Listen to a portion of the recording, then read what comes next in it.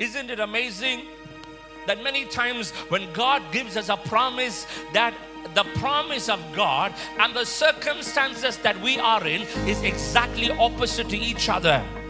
How many of you have been through circumstances and says, God, this is your promise, but my situation and circumstances is exactly opposite. It is contrary to what you're speaking. But let me tell you, that is what the promise of God can do. You need faith to access the promise of God.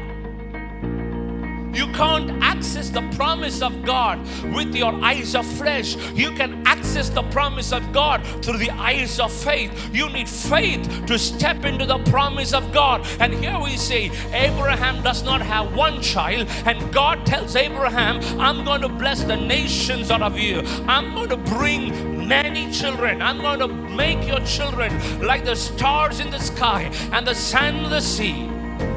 He says, I'm going to bless you. I'm going to make you a blessing. I'm going to make your name great. I'm going to bring nations out of you.